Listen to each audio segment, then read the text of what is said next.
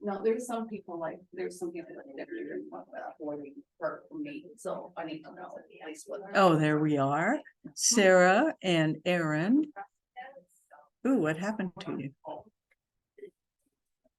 Marsha, do you know where I can go? Cause right now I'm trying to make a sign and I haven't made one. Do you know where I can go to get Keller Williams like logos? Like, you know, where it says like, Keller Williams Realty. You know, I think Kelly would know that. I'm like, I have. But there's a place online that you can copy. I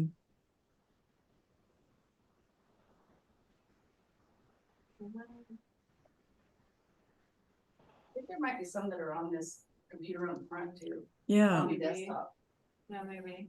yeah. Cause I went to like KW headquarters and there was like a zip file that you can download with all different ones, Mhm. but they won't work. So I'm like, Oh, yeah, so Ashley will know. yeah, I'll have to ask her. She will know. All right.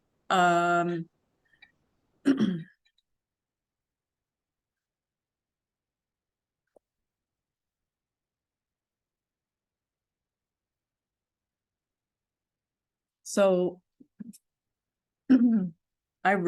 it's 20:22 after, so I really want to get started. This is a screenshot of Command. And this is what we want to do. We want to create less stress. And so if you are the listing agent, then all of your documents have been approved. And if you are under contract and not the listing agent, then we want that all to be approved. So how do we do that so that, my gosh, you got so many places to go to with it. And so I should probably take one. So I made this little handy dandy handout. And let me see, I think I can bring that up very quickly. For those of you in Zoom land. Come on. Okay. So this checklist is specifically not to use every single time, but just until you get a pattern. So when you get a listing, a lot of times, look at all the documents that can go on a listing. You got your agreement, the input sheet, the legal description. If there's any kind of Form 7, any kind of disclosures or special arrangements with the sellers, you'll need your Form 42, your Washington State pamphlet. I like to take a copy of the listing when it goes live, so I have that memorialized. Then there's the FERPTA. If it's a house, it may need a 22J. If there are utilities, it will need a 22K. And then, of course, the all infamous Form 17. So for those of you that are out there, I will send this out. I promise I will be better than I have been. But I just wanted you to be able to see what that looks like. So if we come back over here to our slideshow, what we want to do is we want to create an environment for you that is less stressful. How nice is it when you go to input your final settlement statements and everything is approved? Oh, So here are some tips to help remove the stress. If you have a document signed by your client, upload it into Command within 2 days. I will not say who it was, but I did help Tom on a lot. Jose and I went out and we showed it, and it was under contract. And and it's in-house, so it's somebody else in KW. And when that came up, of course, Tom had he created a new opportunity because he was with the buyer, and he uploaded all that information. So one of the things when you have a buyer between now and January, get in the habit of getting a signed buyer's agreement. Because after January 1st, that will be they'll scrutinize that. So, then I was familiar with this offer because I was with him when he wrote it up, did a final check for him. And so it was perfect. He did a really good job. However, the other broker had this listing since May. I probably shouldn't have said that. The other broker had it listed for several months. They uploaded the listing docs and then they uploaded the contract docs. If that account gets audited, there will be a fine because they didn't do it within 2 days. So the general rule of thumb to really help lower your stress, if your client signs anything, upload it in Command within 2 days and you're going to be good.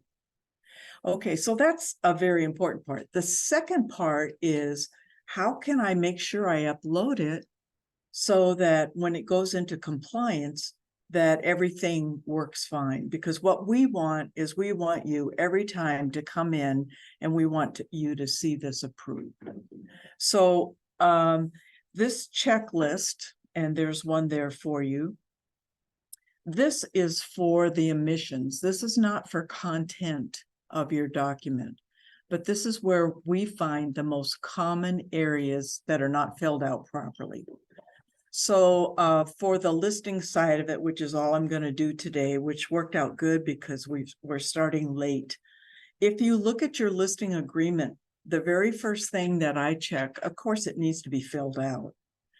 But I always look at line 3, which is your listing expiration date. And is it later than line 21, which is your list date? And it is really interesting. I bet maybe not quite 50% of the time, those dates are not correct. And so that's one of the things that I look at. The next thing is, it has the seller initialed and signed it. Then pretty much the last thing that is almost always omitted is the broker signing it. So if you have a checklist right here that says line 3 and line 21, are they the correct dates?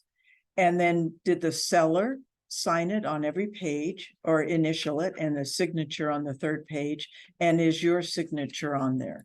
If you just take 20 seconds and look through the document and then upload it, it is surprising to me how many broker signatures or initials are not on this particular form. There's something in the chat, Marsha. Oh, thank you. I appreciate that. When you say 2 days, 48 hours, is that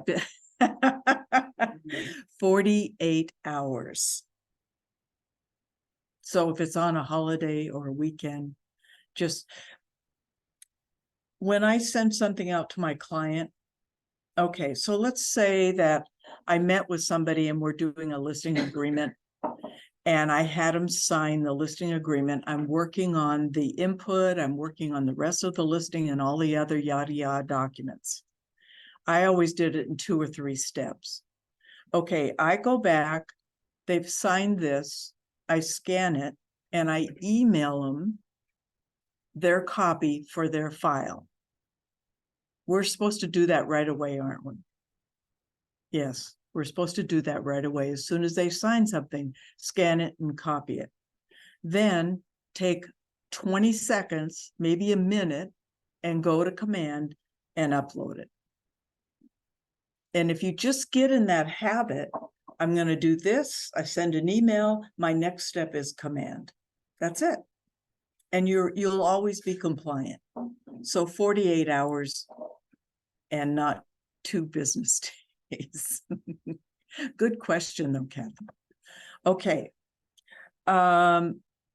Now, remember, I'm not talking about content of these forms. I'm talking about compliance and what I look for. Okay, so the next document, let me get it so it works. The next document is the listing input sheet. Probably, if I'm going to return something, almost always, there's no Northwest MLS listing number. That's probably the number one thing. You know, sorry, can I interject? Yes, you can. Next one in your contract class. So I didn't know until Emily mentioned to me, if you're in transaction desk in the forms and you're filling out your listing input sheet, there's just a little box button in the top that says, Upload. listing. Up. And then it goes into Northwest MLS as an incomplete listing and it will pre-fill a listing number. So it will create its own listing number. Oh, right then? Yeah. Yeah, it'll it'll show. And It's amazing. I didn't realize that the listing number shows up, but On that, yeah. yeah. It's fantastic. 'Cause I would Okay. always forget that. So After what I- Yeah. what Ashley is saying is that when you're in the transaction desk for your new transaction and you're filling out this form and you fill it all out, if you go up to the upload and it will give you what that MLS number is. Mhm. But just remember, then all changes have to be made both on the input sheet and also in the input in Northwest MLS. Does everybody understand what that means? Okay. It doesn't have to be 100% perfect, but and in compliance, if you have it all ready and you're checking it through, just make sure if you didn't do that, go back and find out what that listing number is and put it in there. And then as you go through the second page, if you type that full complete address in, street, city, state, and zip, then that autofills on the other pages. Because your lag will be automatically from your transaction desk will be filled in.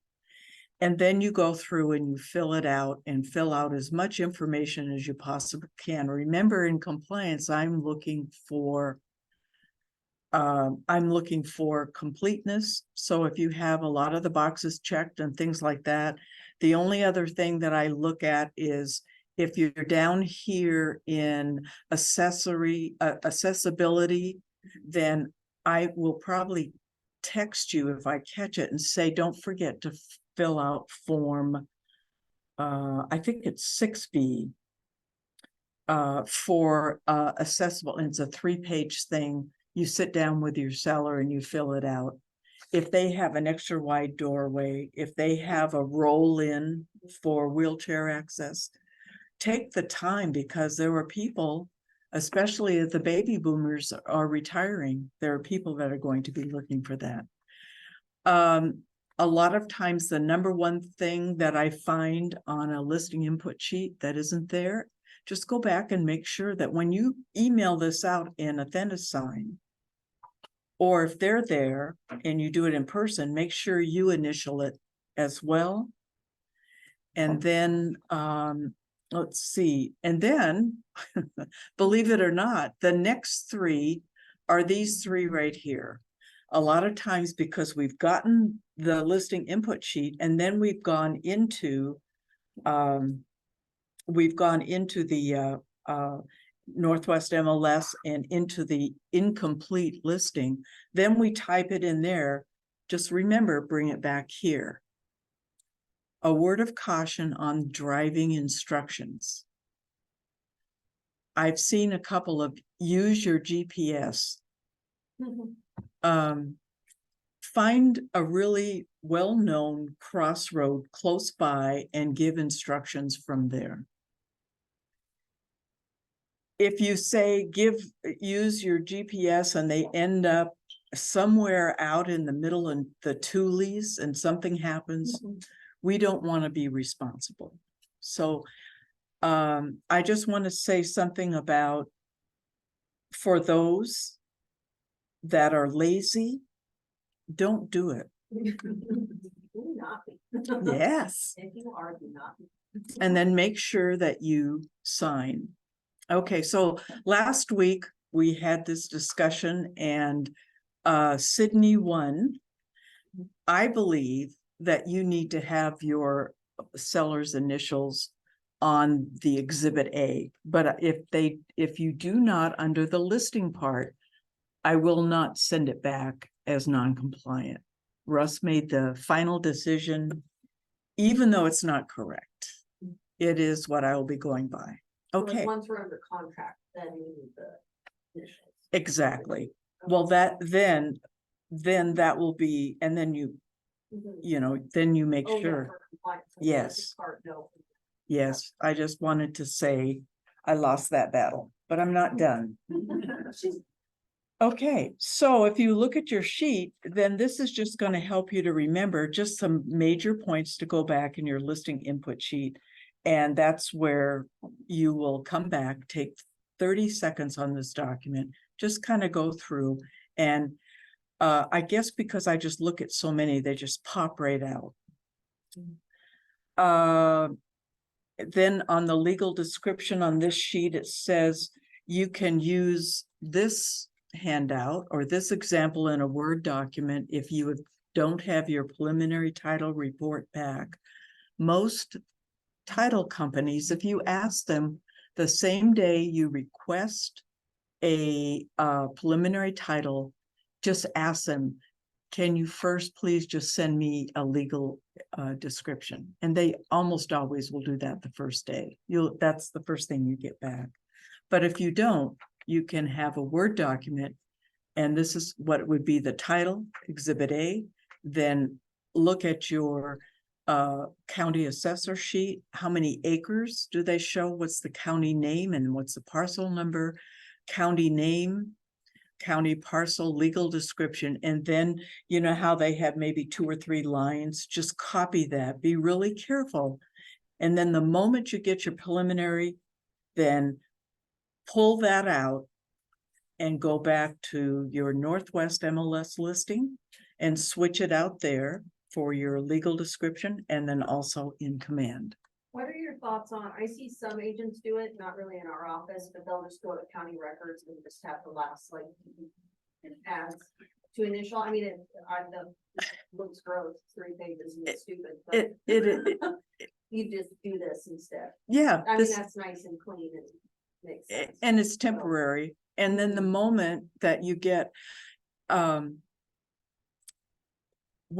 if Tom comes across that, because I don't work with buyers and write offers, he will call them and say, did you get the legal description from and he shames them into it. Did you get it from your preliminary, and can you send me that page? That makes it a lot easier. If you want the offer, okay. And no other questions in the chat. Okay, so this is just there. Okay, so the next one is right here on the Form 42. There is a click down that says buyer or seller. And a lot of times people will put people's names, but it's supposed to be either the buyer, I'm representing the buyer or the seller, or dual. And then there's a click on this side that you can, and it just makes it a little bit more professional. And of course, your form, when you in your transaction desk, will already have your name written out here and the name of our company. So mostly Form 42, you guys are doing a perfect job on that. Yeah. A lot of times on the agency pamphlet, in command, when I'm reviewing it, they have this block up here and I have to turn it sideways and then again and again and again until it's back. So if you kind of get in the habit of putting your seller's initials down here, that makes it easier for your compliance queen.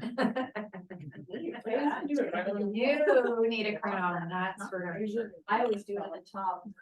Yeah. Yeah, but if It is not a big deal. Okay. So then, and remember now, we're still in command just under the listing. You will not believe the documents under that should be under contract that get into listing. Just mind your P's and Q's and take a second and make sure they're in the right side. Your listing sellers needs to fill this out. This line 10 is probably the one thing I see the most that isn't checked. Check it in your transaction desk template, and then it will always be checked. And then once in a while, I am or I am not. And so if they're signing this, James Brown and Mary Brown, I will send a text to the broker and say, you clicked that these people are not US citizens, they're aliens. No, they're, yeah. So when you fill this out with your client, am not means I have a tax number, but you never put it there. Okay. If I see it here, a tax number, and I've only done that a couple of times. And I call them right away and I said, please take that document down and mark through it and then resubmit it, because we don't want to have any liability for letting that out. I have a question. Yes. Why doesn't multiple even have that space on the form?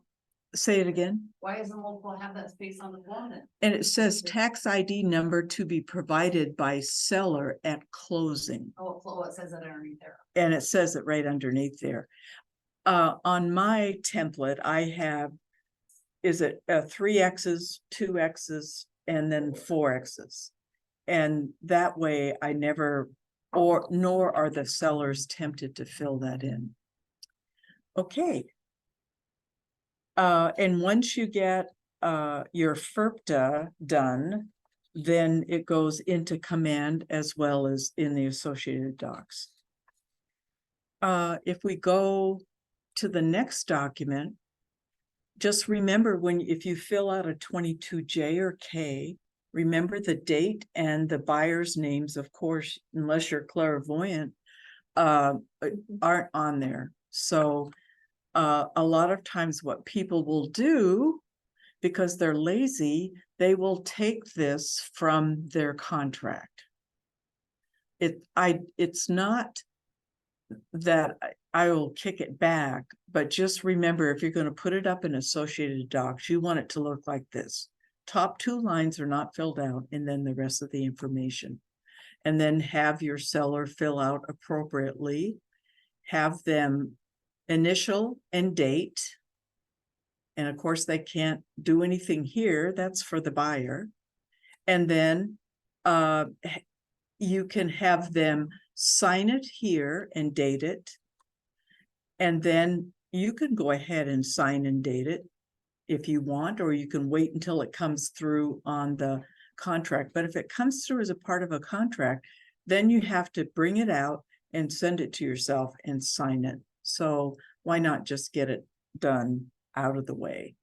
And then remember that the seller can sign both of these when the contract comes through. So they don't need to, sometimes I see them where they're signed, but it doesn't matter either way. But make sure that you are, that your information is there, your signature. Okay. My favorite, Ashley. I just want to say that right in here, it says the names and addresses of all the utilities identified. So some have like phone number, like. I know it, you would think. Just look up for. Yeah. It's fine. Yeah. Anyways. That's it. So if technically in a listing, you don't have that filled out, I'm not going to turn it back in compliance, but why not just take the time and do it, and then it's done, and then you don't have to worry about it. Your seller does have to identify who they are, and then you know, they pay that bill. Of course, they pay it online probably. Okay. And my favorite, Form 17. I do not review content. So if they say something that really needs further explanation, even if it doesn't have an asterisk, I don't ever read it. I go through, I make sure that line 33 is checked. Are they not there? And then I go through and then I make sure that the seller has initialed on all the pages. And this is exactly how I do it. And then we come to 5. Did they sign it? And then I come and I make sure that they initialed on the bottom of page 6. So then I read a Form 17 backwards. And the next thing I look for, are there any blanks? So a very experienced broker in our office, I had 32 blank line numbers listed. And it made me mad. And so at the top of the thing where I leave my little love note, I said, please review before you upload. You know, I try to be nice, but obviously your blind grandmother could have done a better job. So then I go back and I just, the first blank line, okay, some exceptions are right here. If they've filled this lead base out and they haven't clicked that, I don't ever mention that because they've identified it here. And tell your people, okay, it's not a manufactured home. NA, NA, NA. They're done. And just walk through them and help them with that. Okay. So then as I go, I've gone through and I've gone back to the top of this document and I've listed out in your little love note for me all the blanks. Then the next thing, the last thing I go to is the asterisk. And I look for, most commonly, it's this, it's right in here or J and K. And that's usually stuff like, see the CCNRs or in the title report. It doesn't have to be really extensive. The ones that are really serious for your seller is 4, structural. I love it when they check this one, yes, but nothing here or other is checked. And usually I'll just send a text and say, on this line item, they checked yes. Did they mean to check that? And whatever. And then I go back through and I look and I keep a copy of the line number. And then I come back in here. My final look is, are there enough explanations? Some of them are like, some that I've seen lately is the overhead power and the easements for that. All you have to do is say it's in the title report. You can help them, but there are other things, you know, like has the basement flooded in the last 5 years, and they mark yes. So I go down here and I look and there's nothing. Well, I kind of would like to know, what was that? Was that you know, the neighbor left the thing on and it flooded my backyard and now we've got it all taken care of, or I now have a sump pump in there. You know, I mean, those are the things. So if they're structural or environmental and there's an asterisk, please make sure that they talk about it on page 5.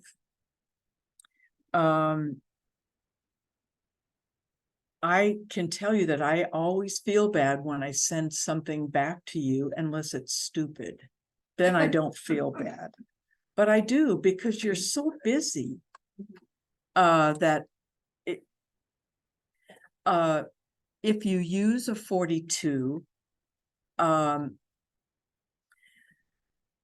Russ has asked us to use a 42. And yes, 42 is optional. If you have a listing agreement, it really is very clear about that. But 42 is optional. If it's not uploaded, I'm not going to review it, so there's that. And then the last thing on here that is not on the handout, but I mean, it's on the handout, but it's not here, and that's a preliminary title report. If you get that, make sure that that's included in your command for your upload. Next, we're going to talk about, okay, so we've written a contract, and I want to do one of these for that. Is this helpful? I mean, this is strictly compliance. Yes. Okay. And Yeah. after a while, like some people in the room here, you don't have to refer to it because you do it. You have that habit. Just get into Estella does a great job on all of her documents. Yeah. And remember, if there are any documents that you have a question about, then please, I'm a resource. Ashley's a resource. If it has to do with contracts, Tom is a resource. If it has to do with escrow and title, we have Vanessa. We have the best resource on earth. Oh, thank you. Oh, Kathy, you are also very good, because if you have a question, you always call, and that's the right way to do it. Okay. One question. Oh, wait, we have First, two I have- questions. Question about legal, going back to legal description. Yes. I know from working on the title side of things that title does not always have time to get you that legal as fast as you're talking about. You know, what they'll send you is the last deed of record, which is what she talked about. Mm-hmm. They'll pull it from the county and send it. I usually get it So- within a day. I've never had an issue. Yeah. getting it. Or, but are they sending it typed out in the report, or are they? No, I guess. it's just they pulled out that one page. Mhm. So But that, is it the actual deed of record they're sending you? Or No. are they typing out The the legal legal, because I know what description Pioneer, Usually shows. this may be another reason Mhm. not to, is because they'll just pull that deed of record and send you that deed of record. Yeah. no, and get I will mine ask them within a for day. a And then you legal, tell them I you asked them want that specifically, type. Exhibit A, legal description. Okay, exhibit A, okay. Yeah. Okay, Yeah. Just making sure. because- So that Vanessa was making sure that when we send that preliminary request to title to ask specifically for legal exhibit A, legal description. And like Ashley, I always got mine back within a day, Mhm. or a note saying we're really backlogged. You know, when I get a listing, and I go and I talk about it and I get the listing agreement, and then I'm gonna go back. And you know, when you go, let me just show you up here, when you go back. Oh, sorry. Here we are. One more. You go, you're on your listing input sheet and you come down here to preliminary title. And it's yes, not, oh, right here. At that moment, I stop and I write my email. So even before I finish this document, I've requested preliminary title. So that's just one way that it helps me to never miss that. And While you're on that page. I know Yes. that Allow automated valuation. I learned from Sydney, if you change that to no, then Zillow can't do his estimate. Cause I've had Zestimates on Zillow off by like. And they're $7,000. awful. So Yeah. if you change that. to okay, no, so say that again. Where is it at? The second, the yes, second right? one, right Allow there, automated valuation up top. Up, three up, lines oh, down. right there. Yep. So then in our template, we should change that to no. Mhm. And then what Ashley is saying, if we change this to no, then Zillow can't do that freaky, weird, awful evaluation. Yeah, Yeah. yeah. That's What a cool. great, They had a seller that was. Yeah. they were in a higher price range, it was $200,000 off, so I kept trying to email Zillow and like, we're using the comp, it's like 1,000 square feet, this is 4,000, what the. they Yeah. just didn't answer. No, So, they but don't care. it was a battle, like, people look at it, buyers look at it. Yeah. you Yeah, know. and they say, well, gee, Mhm. or the assessed value, they're only being taxed on. Yeah. Oh, Yeah. yeah. Yeah, sorry. Oh, my inner child came out there. My question. Oh, my other yes. So like I have a transaction to where, my buyers haven't turned in earnest money yet. We don't have some other things. Are you wanting, because I upload them within 48 hours, do you want me to press submit after each one? Is that where you see, like Oh, it's that's a a great command, I question. upload a thing. Okay, I so can that's a push it question or you not. have to answer because I know nothing about command as Mhm. far as inputting I documents. think our question is like, do you mind seeing just 2 or 3 of the documents, or do you want the whole Oh. package of documents? No, that's fine because it typically when you put in a contract, earnest money can be anywhere from 3 to 10 days out. Yeah. So you don't want to delay it for that. And then what I do when I get an earnest money receipt, even though I've already approved, I go to, oh, that brings up another thought. Even though I've already approved like the form, say 21, Mhm. I will go back to that page and I'll see how much was it? When was, and I'm usually within a day, when was mutual, because later on they'll say, oh, I didn't even bring my book today because I'd show you. When was mutual, and then how many days, and then I go right to the calendar, due by, and then I put the date that it's due by. Then I get out of that document that's already been approved and then go back to the receipt, and then there's the date, the amount, and boom, I'm done. Mhm. However, if they've missed it, then I reject it, and then I say that a Form 34 extending the number of days, Mhm. and I will either find it down below or they need to have it and to approve it. And maybe it's kind of a Kelly question too, because I want to make sure like mine I put in there, there's no date showing when I put it in there and if it was in 48 hours, but maybe if we push submit. So maybe I can check for compliance, like. Yeah, stuff. that would be good before People next to week. submit. Yeah. If we submit each time after uploading, you're just gonna get a lot more. Yeah. To look through in the middle of the Of it, transaction yeah. versus like. And that's fine. If I'm looking at two, whenever you do a 22Y, or maybe you have a 35R and then another 34, Mhm. I mean, Yeah, okay. it makes for a fast Yeah, review. quick.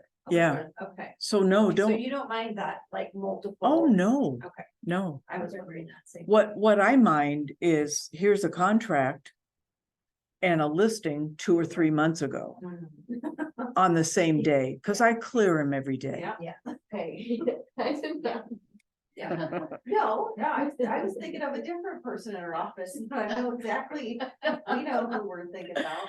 Yeah. Oh, it's funny. And a couple of them are on that top list of 5 people. So I know that they're busy. I'll like pinpoint them out. Just call them out. Nope. And it's not Kathy. Hey, okay. Oh, and Nicole. Nicole is great on her Yes. on her forms. She's Yes, very she is. thorough, and Mhm. Sarah has learned so much. It's amazing. We have wonderful and I won't say who it was. There was one person that used to make me nervous. Oh my gosh, I'm gonna have to reject this. Return it.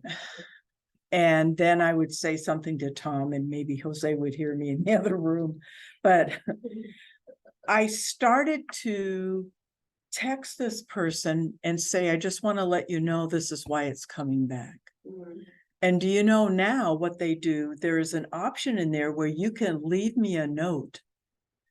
Like in the contract, it was a land deal, but they thought they had power out there, so it had a 22K. So when I looked at it, there's no utilities, nothing, so I returned it. Well, when I went in to look at the one on this deal, there was a note to me, and it said, found out after mutual, there's no utilities and 22K was uploaded. Just went over, pulled it up, approved it, and it was good. So communication is the best, and it's never, ever personal. All right, 1:00, we finished right on time. Thank you. Oh, one more chat. Oh. I was thinking. Who knows? All right. All right, ladies, and I know him too. in the email, I'll send this blank form out, and then for next week, I'll make one for contracts, because I think that's really important, and we're talking compliance. All right, Anna Marie, Thank you, Marsha. all righty, Thanks. bye-bye. Bummer to Bye. Okay. Do you need anything today when I can talk to you later? Or do you want to do it Thursday this week and then we'll do a regular next week? Okay, can I grab a note?